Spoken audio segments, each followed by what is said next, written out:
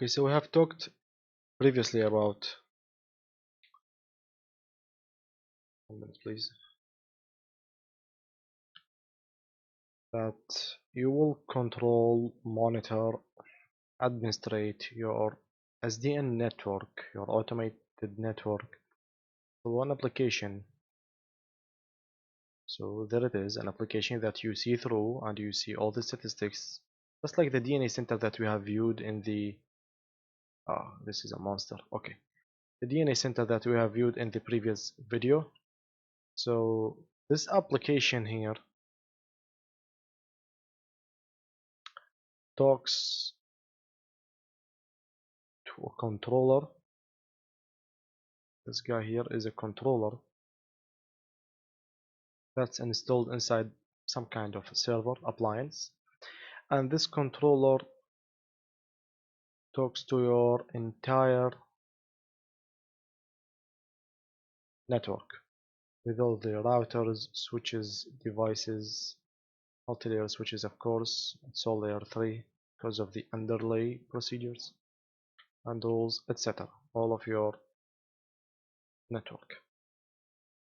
Okay, so if we took a deep dive look about what's happening in those internal links that are transporting orders, informations, instructions, upgrades, everything from the application to the controller and vice versa, and from the controller to the network to the nodes also, and vice versa, and also vice versa.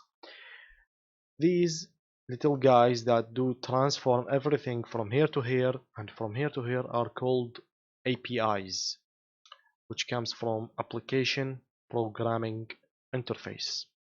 Those are the transformers that are transforming everything from the application to the controller, these, and vice versa also. And in that case they will have a specific name called Northbound APIs. So whatever type of API, that doing whatever job, that is carrying whatever type of data from an application to a controller, this will be called a northbound API.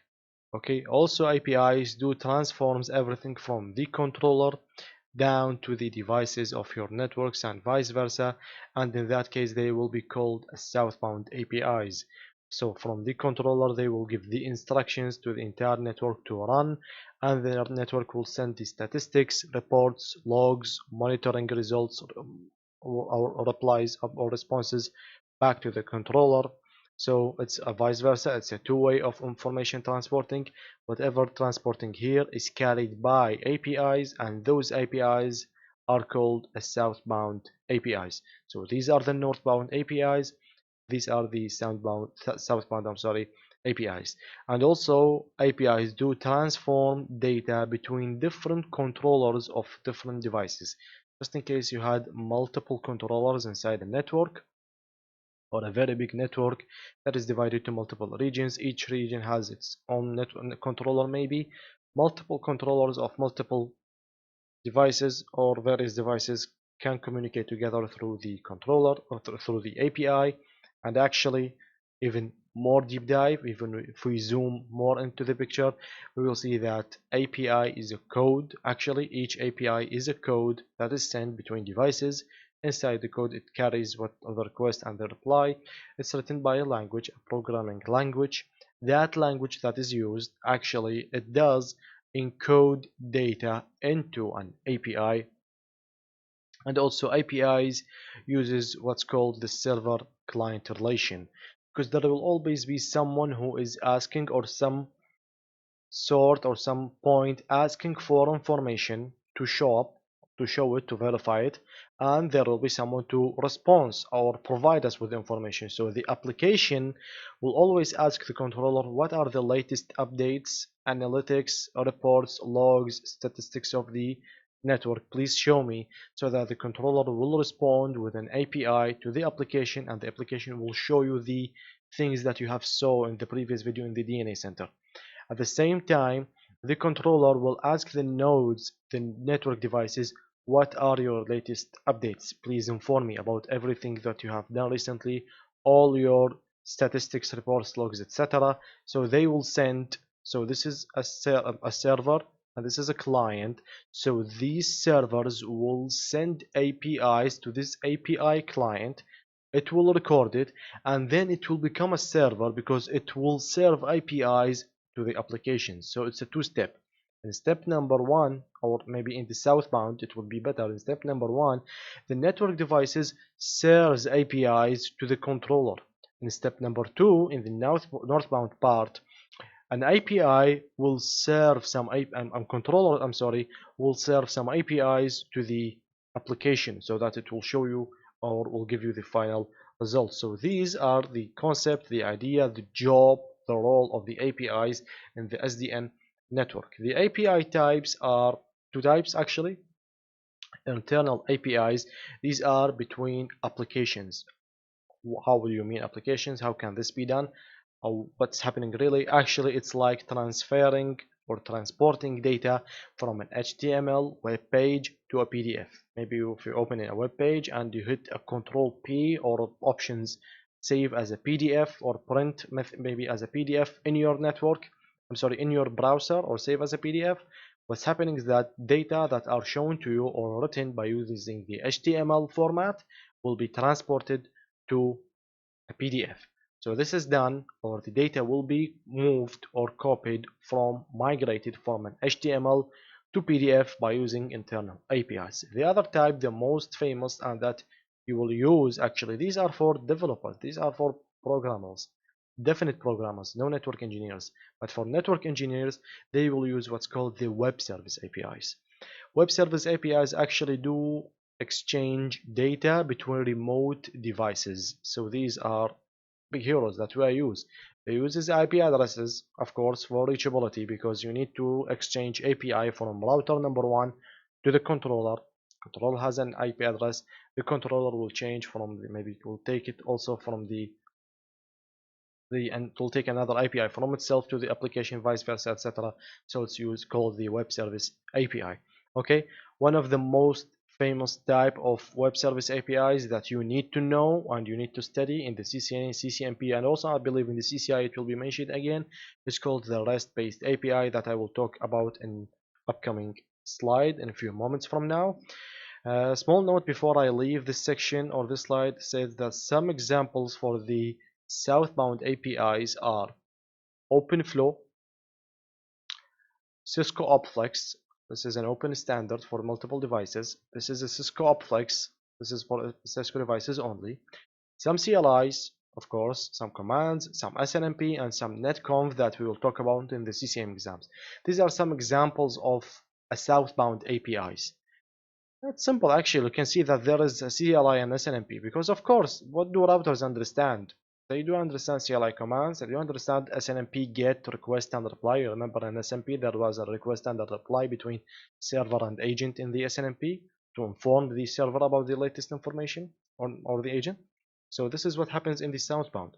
But in the northbound APIs that I've talked about in a few moments, one of the most famous northbound API and most common, most used, most known northbound API is called the REST-based APIs, which comes from the representational, I'm sorry, yeah, I haven't practiced that, it's a new word for me, representational state transfer APIs, which has a shortcut of REST-based APIs. These are the most common type of a web service API, mostly found in the northbound APIs. They can be used in southbound APIs. You can see rarely a REST-based API in the southbound, which is the region between the controller and the nodes, but it mostly and commonly used in the northbound, like a polar bear. You will see it only in the north. But I don't think that you will ever see a polar bear in the south. Maybe because we have a south continent actually. Yeah, the south polar continent. Okay, so you will see it in the south. Okay, so it utilizes, actually by utilizes means that it makes use of what's called the HTTP verbs. If you are an HTML HTTP developer, then you would be familiar with these four verbs, and by verbs, yes, I mean actions, verbs, doings. like get for receiving, put for giving, post also, and delete. These, don't get confused, these are verbs for the HTTP. These are specific for the HTTP. These were the REST-based APIs used, okay? Because just in case you noticed, REST-based APIs mostly used in the northbound, and then northbound it's all about transporting or transporting information or exchanging information from the controller to the application. The application is a graphic user interface. It's a web based, so you see it through a web browser, okay, just like we saw in the DNA center. So in the end, it's an HTTP or an HTTPS, you see. So that's why the REST-based APIs do utilize the HTTP verbs, because in the end, the result will be in a graphic user interface in a web browser. It's an HTTP. While a REST API is in developing, because it's not one single API, it's hundreds or thousands of APIs there are, okay, in the SDN networks. A developer, just a small note, a developer would use a Crud to develop the API's HTTP verbs. What do I mean by that? The API, the northbound API, the REST-based API make use of the HTTP verbs to communicate between the application and the the controller, between the application and the controller.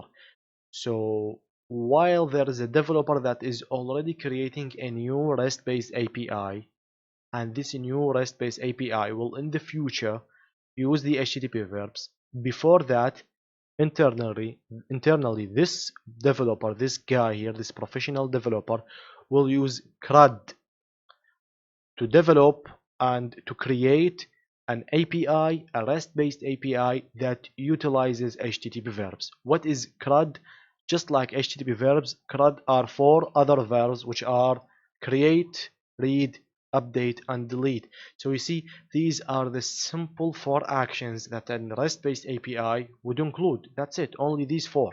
Only the four CRUD verbs will be converted to or converge to the four HTTP verbs right here, so that in the end you will get the result of having having a REST-based API that exchange data from the application to the controller.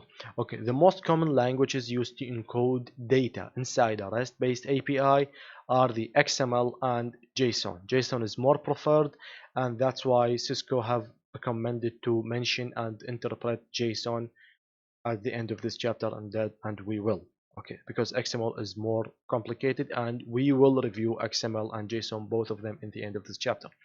Encoding, the word encoding that I've just used right now, means standardizing a data structure between the application and the controller, between a controller and a controller, between a controller and the node, and vice versa, all of them. The word encoding means that we will standardize some sort of structures for multiple APIs. So if a controller received from a node an API that has a structure of maybe such common structure, they say, oh, this type of structure means that this or refers to an API that maybe is giving to me some SNMP information or a net flow information or a net conf information, etc. So this is the word encoding, who encodes data into an API and creates that API or structure that API is the language, the programming language, which is either XML or JSON. Lastly, a small note here, if you ever heard the word Cisco Intent, Cisco Intent actually is only nothing more than a northbound REST-based API. It's a name for a northbound for a REST-based API that's used in the north only, because you might see a REST-based API in the southbound. But if you heard about the Cisco Intent, this is a name of a REST-based API that's only used in the northbound. So I believe that all you need to know about APIs so far, because that should be enough. Yes, okay, that should be clear. Just in case it wasn't, please comment down below in the video. I'll be more than glad to even further discuss, operate, and interpret, maybe research, or give a lot of new resources or another videos. And just in case it was, and that should be enough for APIs, we can move to the upcoming video to talk about the applications. Those applications, who are those applications that will show you the result of a northbound or a REST-based API. So thanks a lot for watching, and I hope to see you in the upcoming video. Goodbye.